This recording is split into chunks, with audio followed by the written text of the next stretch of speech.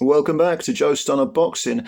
Why don't we do one of those little, I don't know what you call it, an awards ceremony? I mean, it's a good excuse to sort of pick the bones out of the year, and it for 2024. Um, best this, best that, best the other.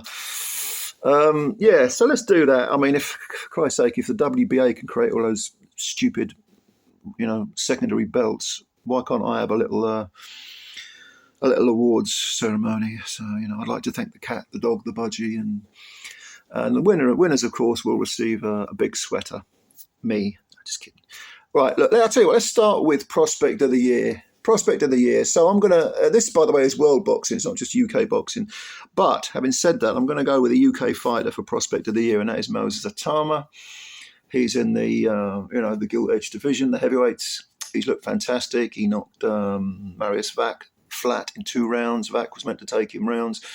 Not a bit of it. Atama floored him, beat him up. Vac was out of shape, and he's in his mid-40s, so his iron jaw, and my God, at one point it was iron, has just crumbled, and he couldn't take Atama rounds. Someone who people were thinking was going to take him rounds was Dempsey McKean, the Australian who went almost 12 rounds with Filip Hrgovic.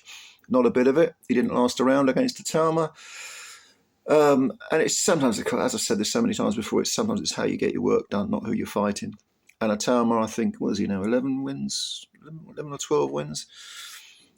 May try and beat Mike Tyson's record. I don't care about that, never have done, by taking on Pulev for the regular WBO belt or some WBA belt or some crap. It's not even the real world title, so why bother? But anyway, I'm going to go with Moses Atama as my prospect of the year. Others include Kamel Moten, who is 18, I think 6 wins, 4 KOs, 5 KOs. Very, very good looking prospect from the US. Another one from the US is Abdullah Mason, but we'll come to him in a moment. There's a little asterisk by his name, but I'm going to get to that in a moment. Now then, what about person of the year, man or woman of the year? The person that has had the most effect on boxing, the most influence on boxing throughout the year. There can only be one candidate. The excellent Turkey himself, Turkey Al-Sheikh. Do I need to say more? Riyadh season, chucking hundreds of millions of pounds around like it's confetti, trying to gain what looks like he's trying to take over boxing, trying to gain, at the very least, have his finger in every single conceivable pie within the boxing world. I've spoken before about my caution of high levels of concentrated power in any one particular place. It's always a bad thing for anything, boxing or literally anything else in life. You need checks and balances. You need variety. You need competition. So I'm not convinced that all this is necessarily going to be a good thing. But nevertheless, in 2024, it was a good thing for fight fans because we had so many great fights. I mean, we were like pigs at the trough, weren't we? The question is, are we making hay while the sun shines? Or are we fiddling while Rome burns? And we don't even know whether Rome's burning. Long term, not such a great thing. Concentrated power is always bad. But 2024, we had all the fun of the fair with the excellent Turkey. So he is the person of the year. Okay, for me, the one that had the most influence in boxing. Most successful promoter or promotional company. Now, this means, what was a promotional company that made the most strides, that, had the most success in comparison to the previous year, 2023? It's got to be Queensberry and Frank Warren. Because, I mean, if you go back, 10, 12 years, if you went over to a company's house, I'd look at their website. Queensberry was suffering. They were suffering. At times, they were just hemorrhaging money. They weren't making anything. And the old cliche is you've got to speculate to accumulate, put your money where your mouth is, all those other little, cons, pros and cons. But at the same time, I think we have to sort of, again, a little asterisk by this, because the breakthrough for Frank Warren was linking up with Turkey Al-Sheikh. And make no mistake about it, he's Turkey's man. Eddie Hearn is, he's further down the pecking order. He's a high-ranking a high-ranking component in Turkey's plans. But Turkey, the one that he did the original deals with, and the one who really has his ear is Frank Warren. And the fact that Queensberry have now moved over to DAZN, along with Top Rank, Bob Arum's Top Rank, has, I think, further put might knock Eddie and Matchroom further down the pecking order. Now, that's not to say that Matchroom are in crisis. Let's not exaggerate. I've heard people say, oh, Matchroom are in crisis. Blah, blah, blah. No, they're not. They're not in crisis. They've come down a bit. I mean, I agree with that. But it's then down to Eddie Hearn and Frank Smith and all the rest to sort of, come back. I mean, Christ almighty, if ever they needed an example of how to come back, it's Frank Warren. I mean, look at where he was. Look at where Queensberry. He's been bankrupted. He's been shot. He's been, oh, fuck's sake. He lost millions on that property planning thing. What was it, over at the Isle of Dogs, was it? All of this stuff. He survived it all. Bankrupted. I think, he lost a 10, 11 million, or not, was it 9 or 10 million quid to Don King when Don King successfully sued him. Frank Warren is a survivor and he's a battling man and he's as mentally tough as anyone he's ever promoted. And Eddie Hearn and Matchroom have now got to step up to the plate and show they're the same thing, that they are not, that Eddie is not just the silver spoon kid that Oscar De La Hoya and others take the piss out of him for, and Frank used to, but they're mates now, aren't they, Frank and Eddie? So, yeah, Frank Warren and Queensberry are flying, and I think with Turkey they'll probably continue flying in 2025, but in 2024, did they have fun? Blimey, did they ever? Huge strides for Queensberry. Very, very interesting to see this little vying for the top position, the pole position at DAZN, because we've got Matchroom, we've got Golden Boy, we'll have Top Rank, we've got Queensberry. They'll all come out on top. Very interesting to see that. Upset of the year. There have been a few upsets, big upsets this year. I'm thinking of one that springs to mind is Liam Paro defeating Subriel Mateus in Puerto Rico. It was meant to be a homecoming for Mateus, but he was outboxed. And in some instances out-fought and certainly out-thought by Liam Paro. Great performance by Paro, who lost the title in his first defence to Richardson Hitchens. No shame in that. The guy's fighting the very best. That's what we want. We want to see fighters fighting the very best. And if they take a defeat, no problem. You come back. That's what you do, Picks up on what we were just talking about with Frank Warren, It ain't over unless you say it's over, unless you want it to be over, unless you can't be asked anymore. So that was a very good upset. Very, very excellent win for Paro. But I would say the biggest upset of the year has to be Bruno Saras knocking out Jaime Munguia in 6 rounds. Could anyone have seen that coming? That an unheralded Frenchman would knock out Munguia, who just, a couple of fights ago had gone the distance with Canelo, been on the floor and got up and gone the distance. An unheralded Frenchman with 4 KOs in 22, 23 wins, whatever it is. 4 KOs. Well, he had 4 KOs, he's now got 5. But it's not much. It doesn't suggest a lot of power, does it? I didn't think he had much of a chance of. I thought maybe he had a 5 or 10% chance of beating Munguia. I've only seen drips and drabs of Saras. It's not like I was, au fait with his career. I'm quite far from it. He was unheralded, and I'm a boxing junkie, and I didn't know much about him at all,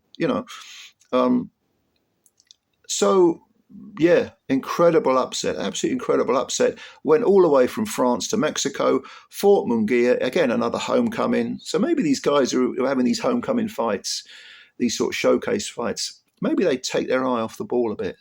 Or in this case, Munguia took his eye off Saras's fists. Thank you very much. A one-punch knockout, though. Wasn't that amazing? Knocked him flat. Who would have predicted that? So this French guy goes all the way there and does that. I mean, big respect to him. Big, big, big respect to him. So, yeah, that's my upset of the year. Now, round of the year. Round of the year. There were a couple of great rounds in the Katie Taylor-Amanda Serrano fight, the rematch. There were a couple of great rounds in another women's fight, Michaela Mayer and Sandy Ryan, although that fight stank to high heaven because of what happened before it. Horrendous treatment of Sandy Ryan. And I sincerely hope that Michaela Mayer and her team don't know who did that to Sandy Ryan, because if they do, they are without question a bunch of cunts. What I think to do to a fighter who goes all the way to America to defend her title, then puts up that performance after being ambushed and some guy, I bet you that was a bloke who threw paint on Sandy Ryan. What a gutless turd. I wish I could meet him. Yeah. Anyway, the fight nevertheless was a good fight, and what I've just mentioned is probably controversy of the year, although the Olympics may have had one or two controversial things, if you know what I mean, with intersex people winning gold medals under the guise of being females and all that sort of stuff. But anyway, I wasn't really thinking about a controversy of the year, but those two things certainly spring to mind. But anyway, there were some good fights in that Ryan versus Michaela Mayer fight. Taylor Serrano 2, great rounds in there. But, I can't get past one of the lesser known rounds or one of the lesser known fights. And it was between the prospect Abdullah Mason and Johan Vasquez, who came to fight. He had a pretty decent record, winning record, and he came to fight. And Abdullah Mason, if you've seen him before, I think he's 20, he's got about 15 wins. Definitely, a candidate for prospect of the year, at least up to this point, because Johan Vasquez came out in the first round and you could tell by his body language, his determination, he was there to win. He was going to give Abdullah Mason plenty to handle. And sure enough, a left hook when Mason was by the ropes, he was by the corner, puts him over, flash knockdown, lands on the side of his head, and he's on one knee. He gets up. Vasquez goes after him, they exchange punches, and the southpaw Abdullah Mason lands the left-hand backhand, bang, he's on the floor, Vasquez is. But here's the thing, Vasquez must have twisted his ankle. He was hobbling around for the rest of that round. But you know what? That didn't stop him from, as he was about to get knocked out, flooring Abdullah Mason for a second time in the first round. And it was a counter left hook. So all three knockdowns were from left hands. 2 to Vasquez, 1 to Abdullah Mason. Incredible round, up and down, terrific round. Gets my round of the year. Like I say, Vasquez was injured, and in the second round, it wasn't really one punch that put him over. I think he more or less took a knee, really, and he just couldn't carry on because he just had a busted up ankle, not a broken ankle, but a twisted ankle. You could see him hobbling around. It was his. I think it was his back leg as well, so he couldn't anchor himself. But it's interesting if he hadn't been injured, how much more grief could he have given Abdullah Mason if that fight had continued. But a great round. But again, when we're talking about prospects, Abdullah Mason, he's got skills.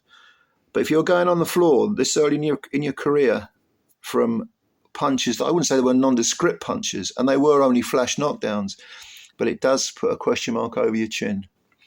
So we'll see about Mr. Abdullah Mason. We'll see about it. Talking of knockdowns, well, actually, let's move on to knockouts. Knockout of the year. I'm going to divide these into male and female. So my men's knockout of the year,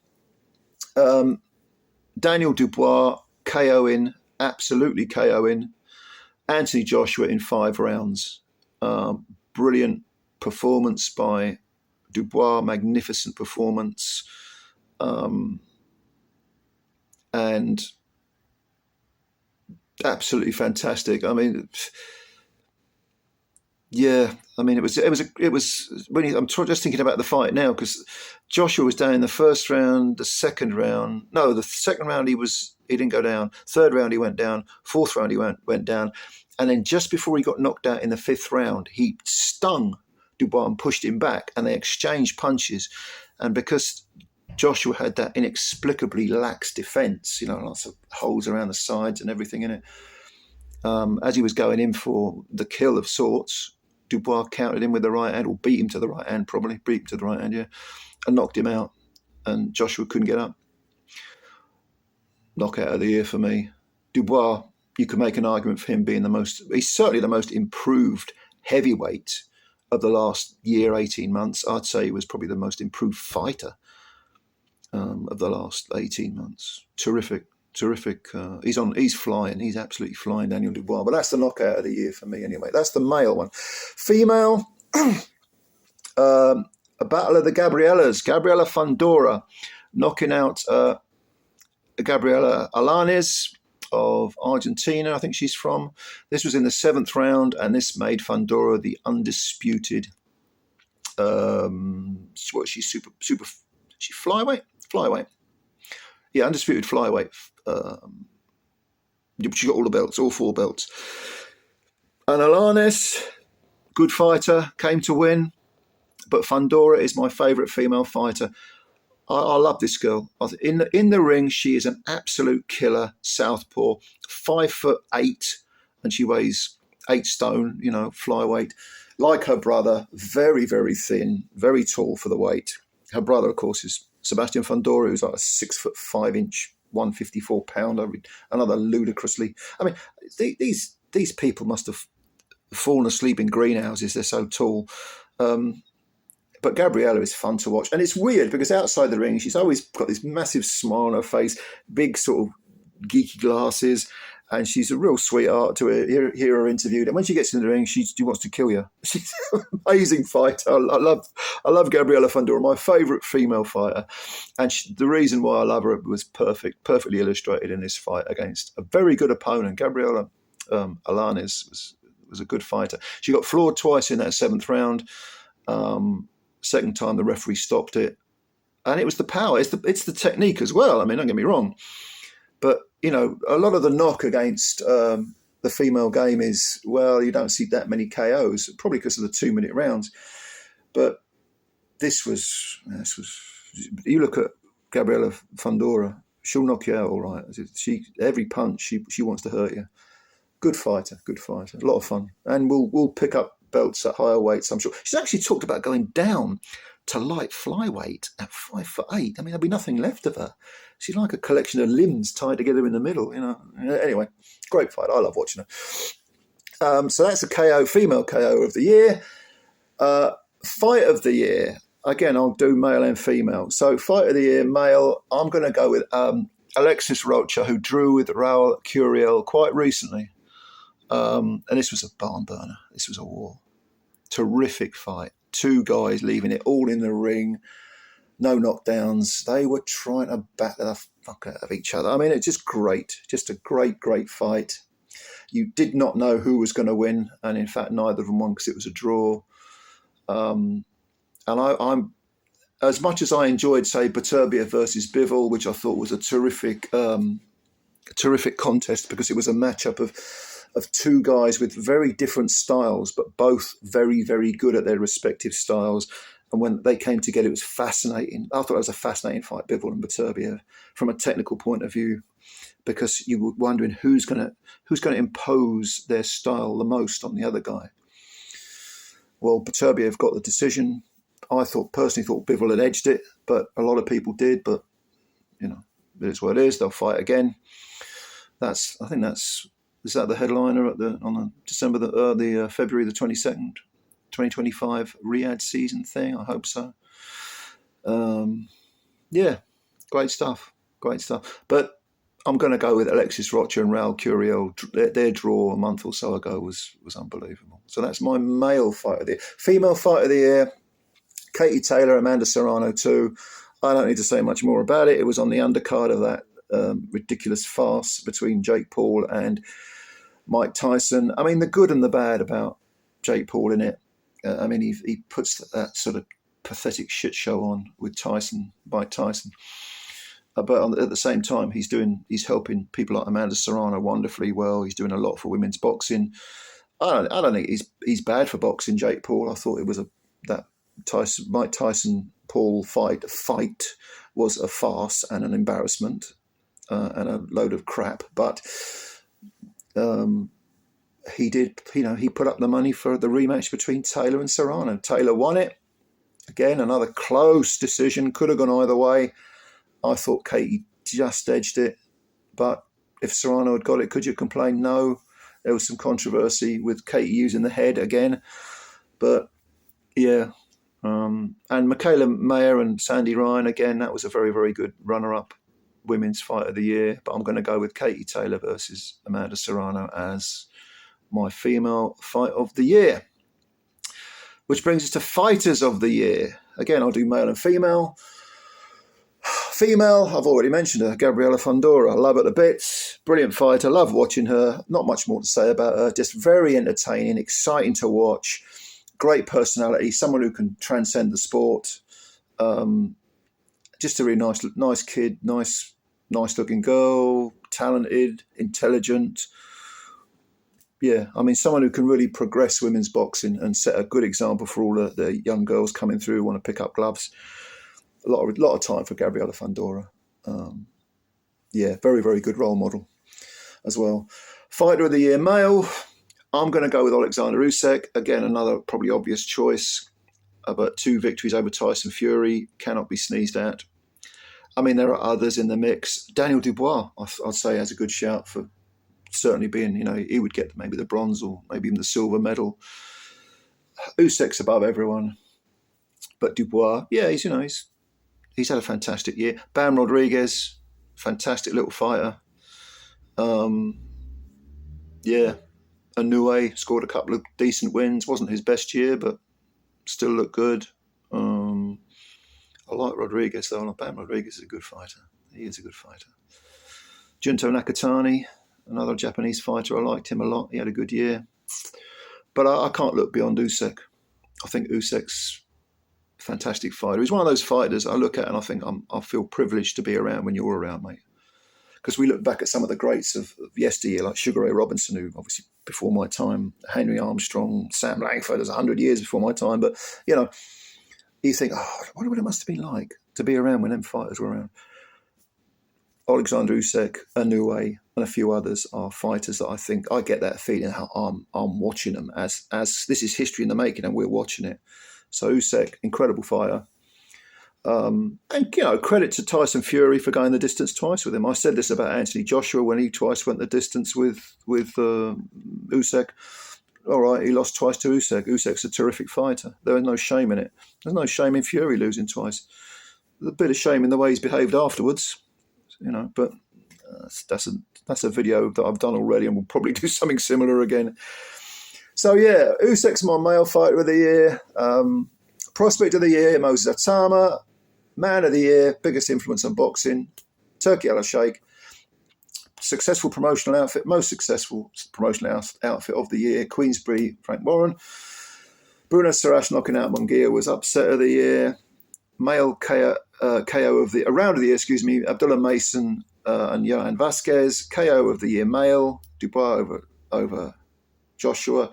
KO of the year female, Gabriela Fundora knocking out Gabriela Alanes in 7 rounds. Fight of the year male, Alexis Rocha drawing with Raul Curiel. They've got to fight again. They must fight again. Come on, get them in there again. Fight of the year female, Katie Taylor-Serrano 2. Female fighter of the year, Gabriela Fundora. Sky Nicholson, by the way, deserves an honourable mention. I think she's had a very good year, even though she's not very exciting to watch. She's a good fighter, very good at what she does. But Gabriela Fundora wins that fighter of the year for the females. And for the males, Alexander Usyk is the fighter of the year. What do you think? Do you agree with me? Do you disagree with me? What have I missed out? What have I forgotten? Let me know. Comments below as usual. Thank you for your time. Yeah. Subscribe to the channel if you're new. Support the channel. And hit the like button. Because, come on, it wasn't that bad a video, was it? Come on, it deserves a little like. Come on, spread the love. Spread the love. Looking forward to reading your comments, ladies and gentlemen. As always, take care. Much love. Bye for now.